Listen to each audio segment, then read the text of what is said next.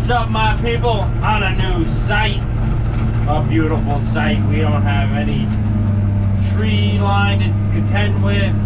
Nice field, open sun, sandy loam. If it gets wet, it can get a little sticky, but we'll see what it is down below the surface. A lot of topsoil stripping this field, coming off in big clumps. Little technique on every time you strip it's a different technique because of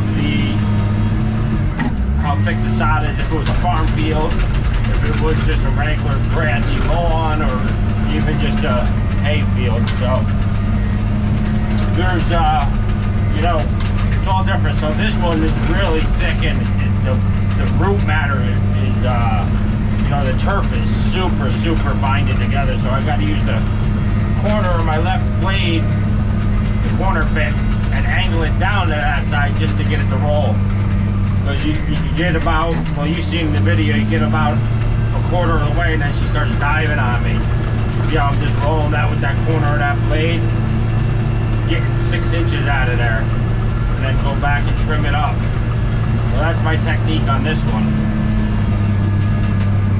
And then she'll bind up like that. You can come back and load the blade with all the sod, and don't do any cutting, just do pushing. But I only got a little bit, about 2 foot more to go. This is way bigger than the house. I gave about 20 feet around the perimeter of the house, just so we'll have enough room for all the spoils and everything, and we're not mixing it in with the field and the dirt. It's a lot easier when you go to, because we're using this soil to backfill. If I wasn't using this soil to backfill, I would cut out just where my overdig is, like I normally do. But this is good backfill material, so we don't want to contaminate the grass and the spoils that come out, because we're using that to go back in. So hopefully that made sense to you. It's better. You've been with me a long time now. Come on. Just gonna trim it out, level up my playing field now, and then I'll just consolidate that sod into a better little pile, and we're good to go. Get a layout. I mobilized 3 pieces of equipment this morning, and we probably won't start digging until after lunch, 1 o'clock. That's what happens when you mobilize the same day. But this field just got cut, and we've been tied up on other projects, so we'll get back with you as soon as we get laying out. Stay tuned, don't skip, because I'm going to show you how to lay out a house. I know a lot of people ask on that. We'll just go briefly through it of how I'm going to do it, show you the measurements, how I get square on things. Then we do a 3 foot overdig. But let's get this script down nice and level.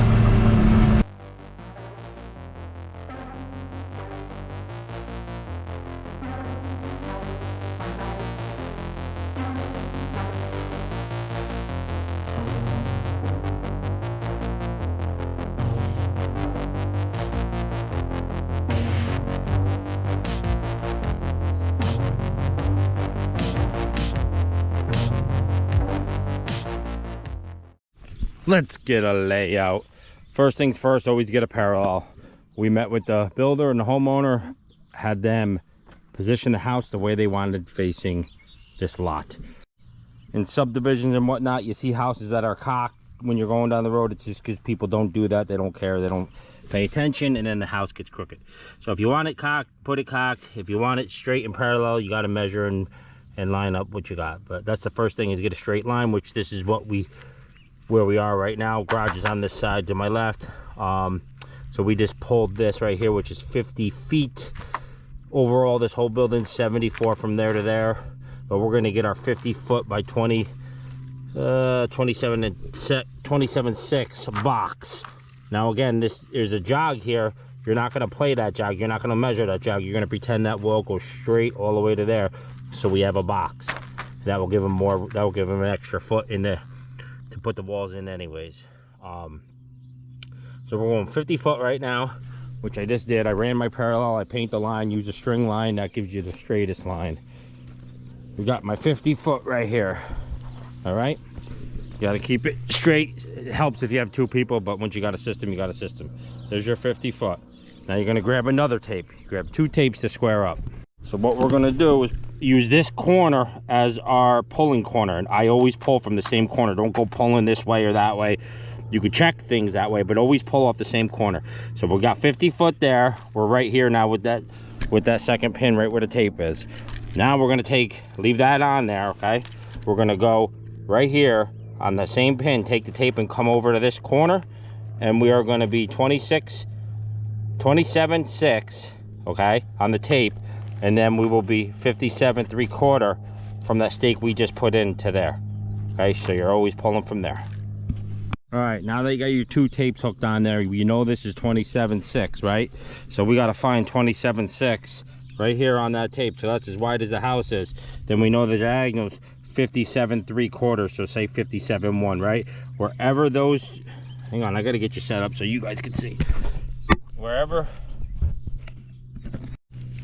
these 2 meet, your 27.6, 57.75, okay? They can only meet in one spot when you pull them tight. That is square. There's no ifs, ands, or buts. That is square. So we're gonna put that there like so. So 27.6, 57.75, right there.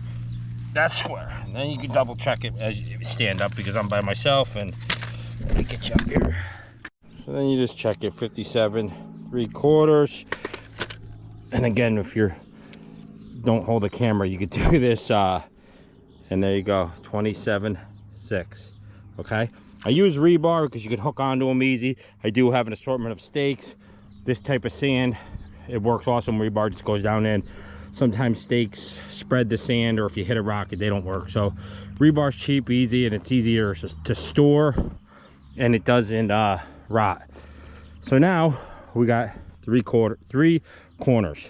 We're going to take this one because we're pulling off this one and going back to that corner, and we're doing the same exact measurement we just did here, but just opposite. All right, on the opposite corner, we're looking for 57, so you can just cheat and get to it right away.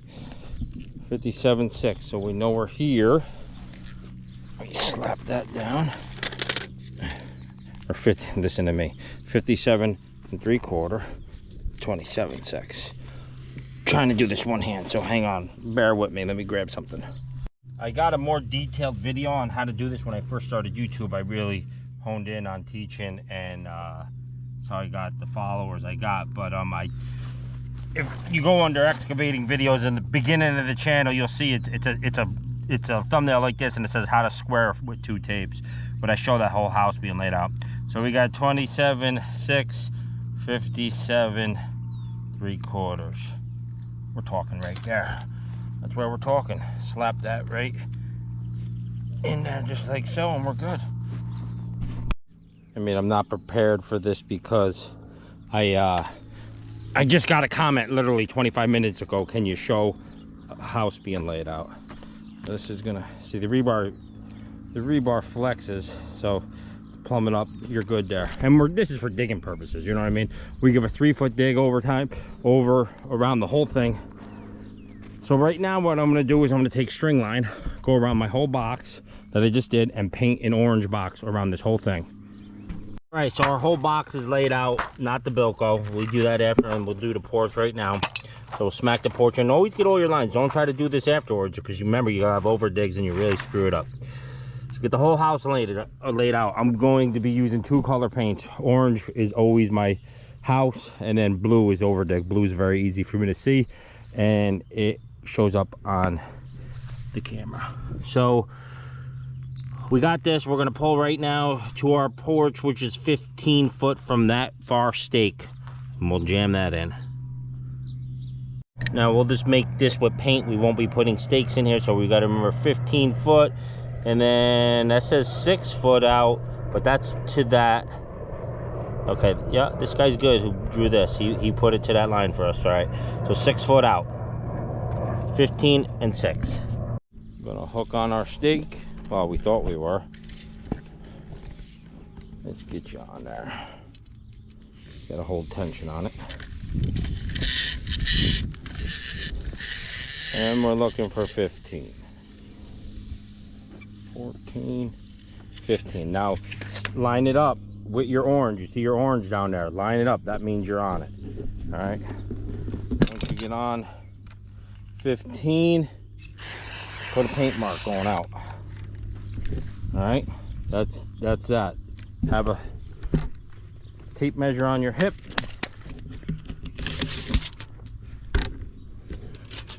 Man, this one-handed thing. Go 6 foot out. Right here.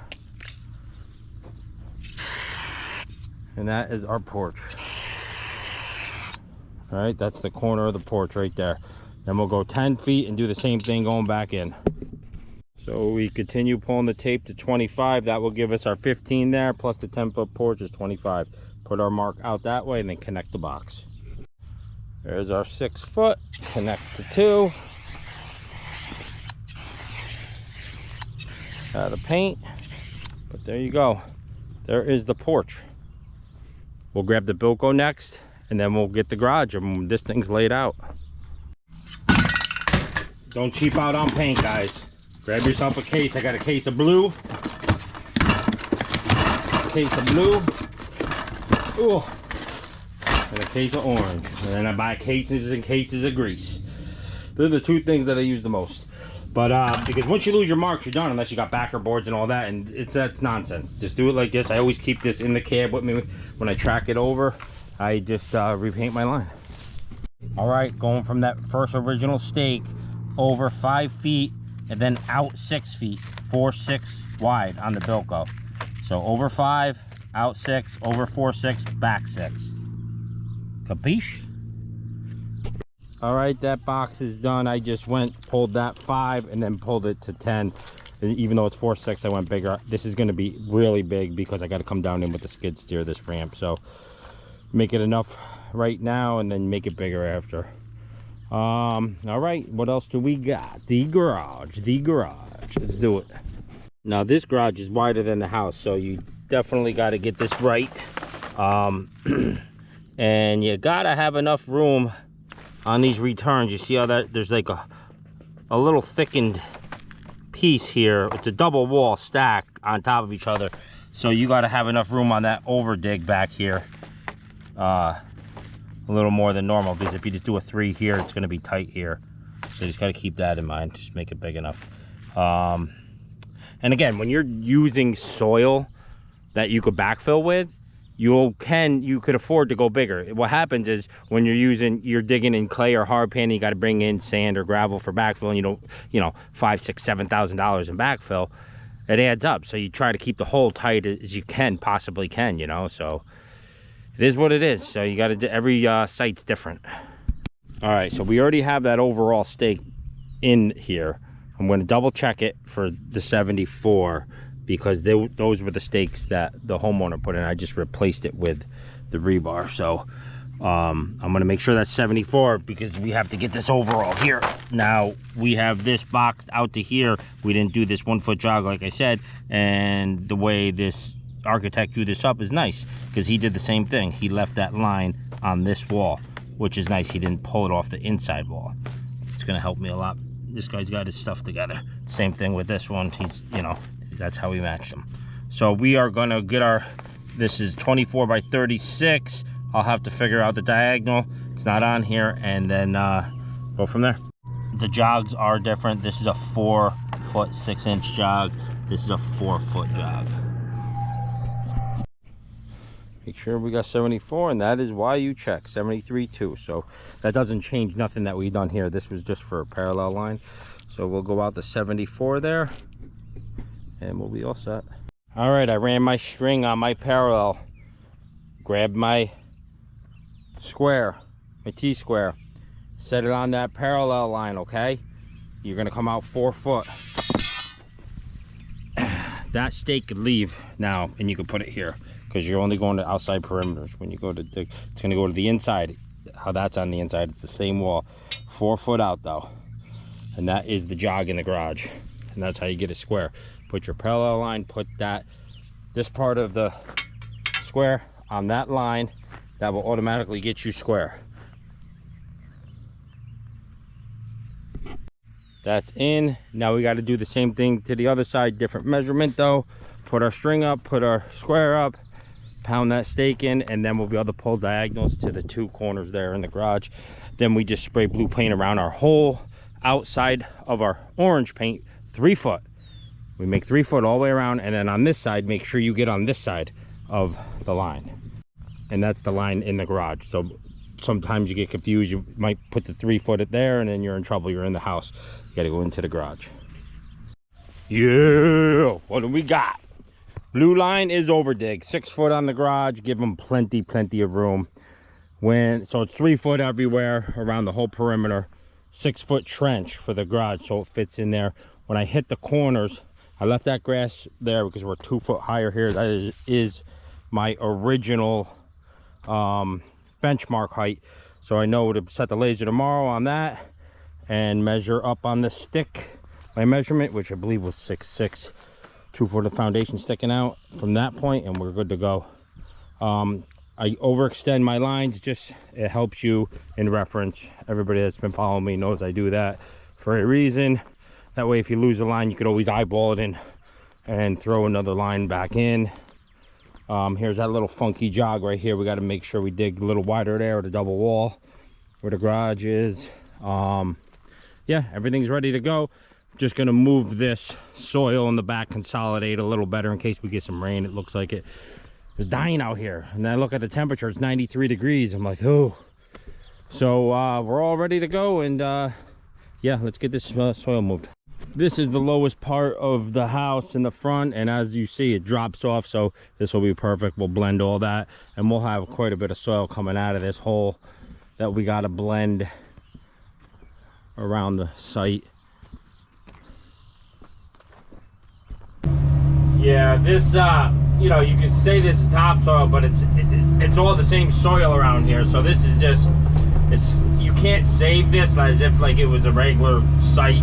This is so thick, and my teeth don't even go through it. It's like so hard to dig, trying to break it up, but it just doesn't break up. So we're gonna track and pack this in like I did when I put this.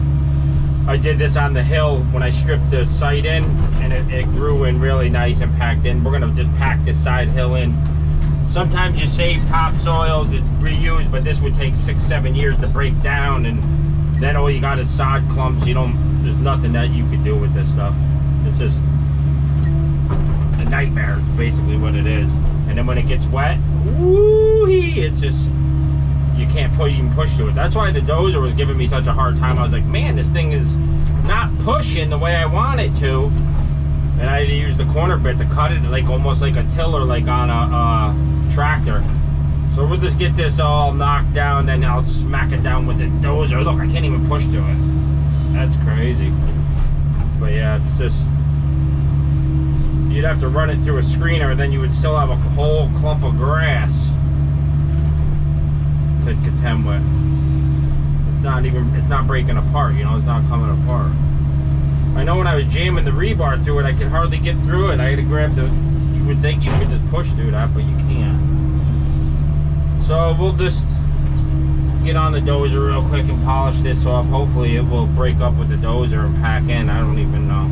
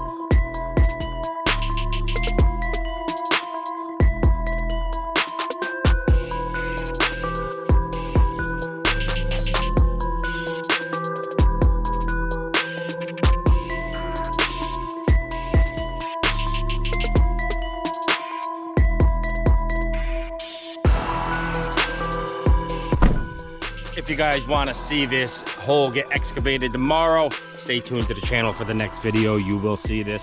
Today was just a strip and lay. Oh yeah. Oh yeah.